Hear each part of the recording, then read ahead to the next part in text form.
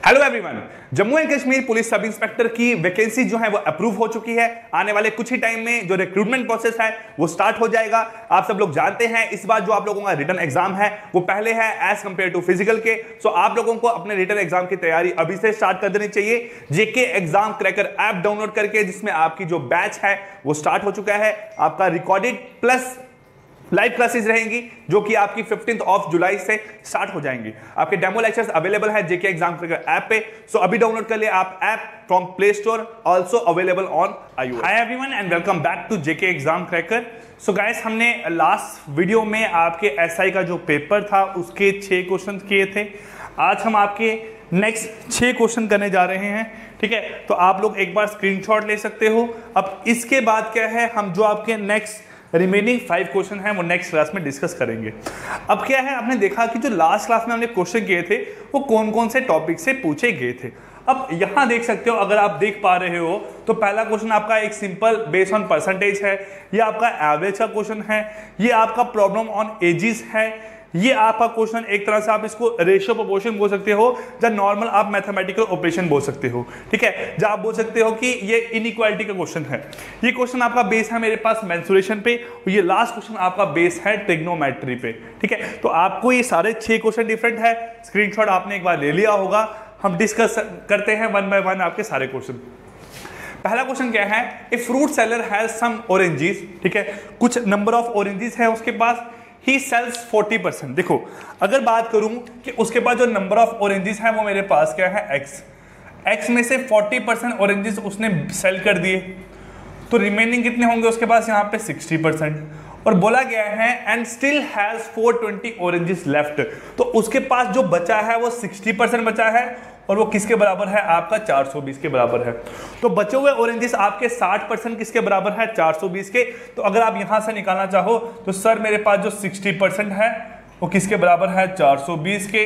तो यहां से 100% आपको निकालने हैं, वो किसके बराबर निकल के आएगा, 420/60 इंटू 100। सॉल्व करोगे 1 जा 7 जा, तो 7 इंटू 100 कितना बन जाएगा आपका, 700। तो आपका जो पहला क्वेश्चन है इसका राइट आंसर क्या निकल के आएगा, आपका 700। ये कोई इतना डिफिकल्ट क्वेश्चन नहीं है, बहुत इजी क्वेश्चन है।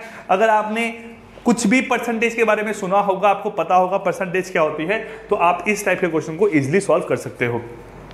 नेक्स्ट क्या है, the average of 20 non zero number. देखो, बोला गया है the average of 20 non zero number.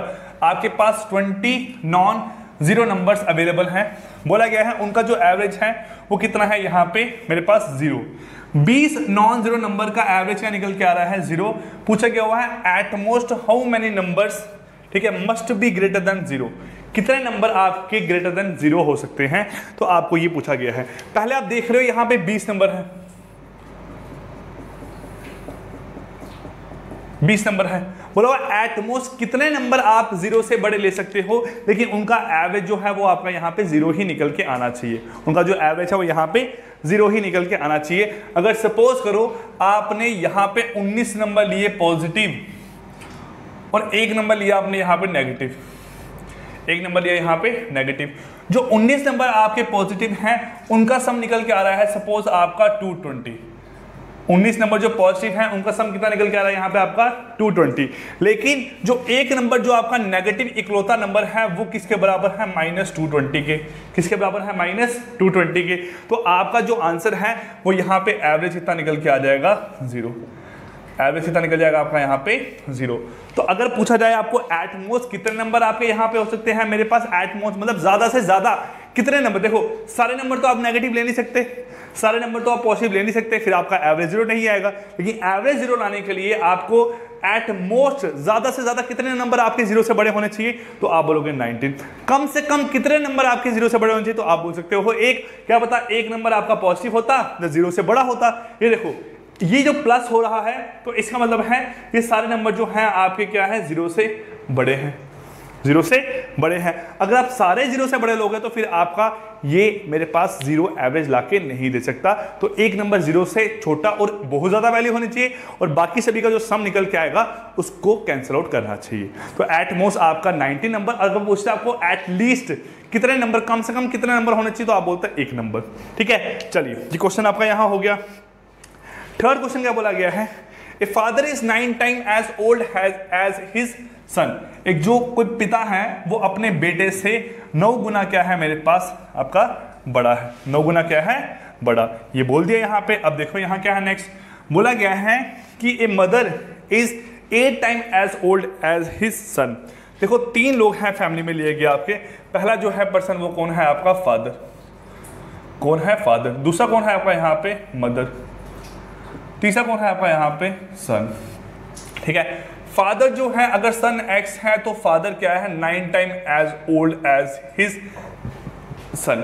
ये अगर x है तो ये कितना आएगा यहाँ पे आपका 9x, और मदर इज 8 टाइम, ये अगर x है तो मदर क्या हो जाएगी आपकी 8x, क्या हो जाएगी यहाँ पे आपका 8x। इतना समझ आ गया आपको यहाँ पे। अब बोला गया है the sum of the father and mother age is 68। जो फादर है और जो मदर है, फादर और जो मदर है 9x प्लस 8x वो किसके बराबर है आपका 68 के बराबर है। ऐड करो बनेगा आपका 17x which is equal to 68। तो x यहाँ पे क्या है 68 अपॉन 17 विच इज 1 ज़ा 4 ज़ा, तो x किसके बराबर निकल के आया यहाँ पे 4।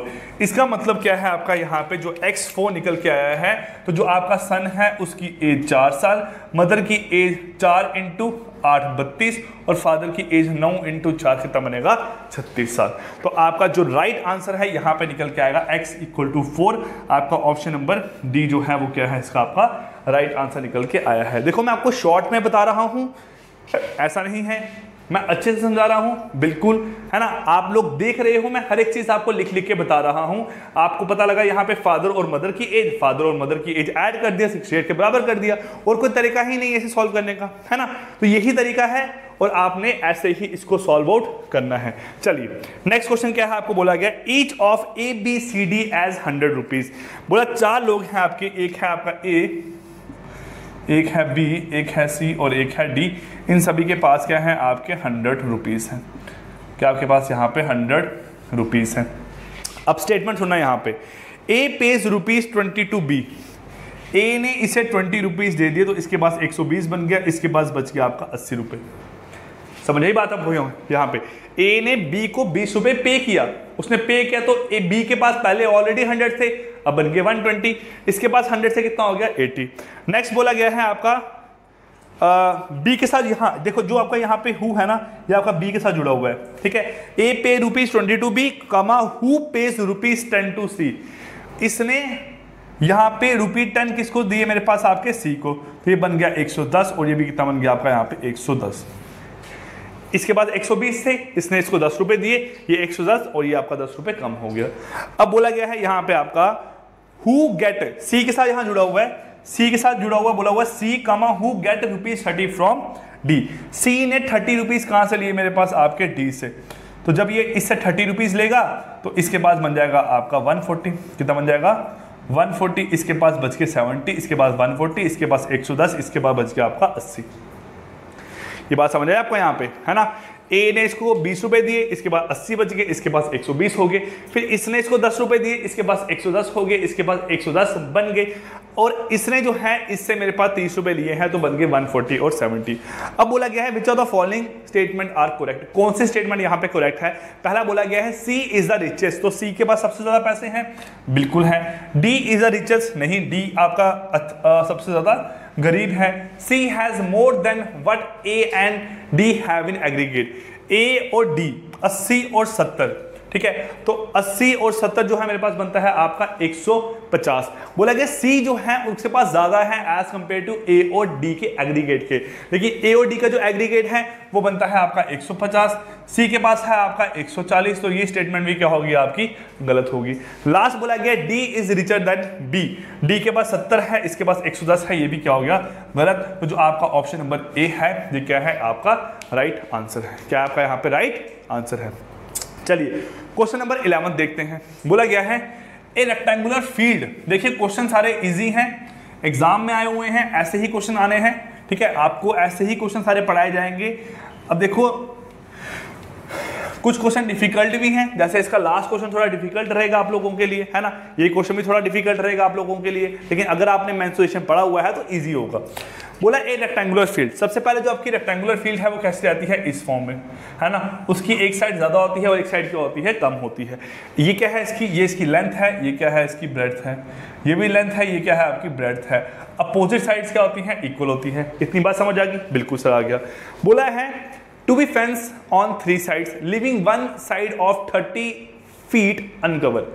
30 फीट वाली एक दीवार कवर नहीं करनी है, देखो 20 फीट वाली एक दीवार कवर नहीं करनी है, बाकी 3 साइड कवर करनी है। अब देखो बोला गया है जो एरिया है वो कितना है, 600 फीट स्क्वायर या स्क्वायर फीट, 600 फीट स्क्वायर और स्क्वायर फीट। तो अगर एरिया जो है वो क्या बनता है आपका रेक्टेंगुलर का, length into breadth equal to 680, और एक साइड कोई भी एक साइड बताई गई है आपकी 20 की, चलो आपने ले लिया यहाँ पे 20 एक साइड और एक साइड आपने ले लिया यहाँ पे x, है ना। कोई भी एक साइड क्या है 20, हमें पता नहीं लेंथ है कि ब्रेड्थ है नहीं पता, x ले लिया और 20 ले लिया। अब यहाँ क्या है बन गया आपका 680, अगर आप कैंसिल करोगे तो x जो है यहाँ बन के आता है मेरे पास 34, कितना बन के आता है 34। इसका मतलब जो आपकी बड़ी लेंथ है वो कितनी है 34, ये भी है 34, ये है 20 और ये कितनी है आपकी यहाँ पे 20, ये बन गया आपका, है ना। अब यहाँ बोला गया है आपको कि 3 साइड कवर करनी है, 20 फीट वाली एक साइड कवर नहीं करनी है। मैं अगर इसको कवर ना करूँ, मैं बोलूँगी ये तीनों कवर करनी है, ये तीनों कवर करनी है। बोला गया है how many feet of fencing will be required, कितने फीट की फेंसिंग रिक्वायर्ड होगी, बिल्कुल आसान, 34 प्लस 20 54 प्लस 34 कितना बनेगा आपका 88। तो आपका जो राइट आंसर है वो निकल के आएगा ऑप्शन नंबर डी, 88 जो है वो क्या है इसका आपका राइट आंसर निकल के आया है। ये बात क्लियर होगी। चलो बेटा लास्ट क्वेश्चन देखते हैं आपका यहाँ पे बेस्ड ऑन ट्रिग्नोमेट्री पे, और फिर जो नेक्स्ट क्लास रहेगी उसमें रिमेनिंग जो आपके क्वेश्चन है मेरे पास 5 वो हम लोग कवर अप करेंगे। चलिए ये क्या बोला गया आपको, यहाँ पे बोला है कि द एंगल ऑफ एलिवेशन, देखो ट्रिग्नोमेट्री जब आप पढ़ोगे तो आप वहां पे 2 तरह के एंगल पढ़ते हो, एक एंगल ऑफ डिप्रेशन और एक एंगल ऑफ एलिवेशन। जब नीचे से ऊपर की बात करते हैं तो एंगल ऑफ एलिवेशन बनता है, ऊपर से नीचे की बात करते हैं तो आपका एंगल ऑफ डिप्रेशन बनता है। चलिए the angle of elevation of a 5 metre long ladder leaning against a wall is 45 degree. देखो ये क्या है, ये आपकी है वॉल, ये आपकी क्या है यहाँ पे वॉल। तो लैडर जो है वो इस टाइप में आपकी यहाँ पे क्या होती है, लीन होती है, लैडर इसी फॉर्म में आपकी यहाँ पे लीन होती है। और ये क्या होता है, जो फुट ऑफ लैडर है वो जो फुट ऑफ वॉल है ये मेरे पास उसके बीच की लाइन बन गई। बोला गया था angle of elevation of a 5 metre long ladder, ladder की जो लेंथ है वो कितनी है 5 मीटर, कितनी है 5 metre long ladder leaning against a wall is 45 degree. मैंने बोला नीचे से ऊपर की बात करता हूं तो ये एंगल ऑफ क्या आता है एलिवेशन, ऊपर से नीचे की बात करता तो आपका एंगल ऑफ क्या बनता है डिप्रेशन। अब बोला गया है आपका यहाँ पे and foot of the ladder is 3 metre away from the wall, foot of the ladder is 3 metre away from the wall. तो ये क्या है आपकी यहाँ पे 3 मीटर निकल के आगे, है ना। और आपको पता है जो वॉल है और जो ये है ये मेरे पास हमेशा क्या रहता है आपका 90 डिग्री पे, कितना आता है मेरे पास यहाँ पे आपका हमेशा 90 डिग्री पे। बोला गया है the height of the wall up to the point where the ladder is resting against it is. अब देखो लैडर आपकी बड़ी भी हो सकती है, ये आपकी वॉल जो है बड़ी भी हो सकती है छोटी भी हो सकती है, लेकिन बोला गया है फुट से यहां तक का आपको क्या निकालना है मेरे पास वॉल की लेंथ निकालनी है। बहुत इजी है, राइट एंगल ट्राइंगल है तो आप बोल सकते हो इन राइट एंगल ट्राइंगल, नाम दे दो यहां पे A B C, right angle triangle A B C, right angled at B, right angle कहां हो रहा है मेरे पास आपका बी पे। यहां लगाओ मेरे पास apply Pythagoras theorem, apply Pythagoras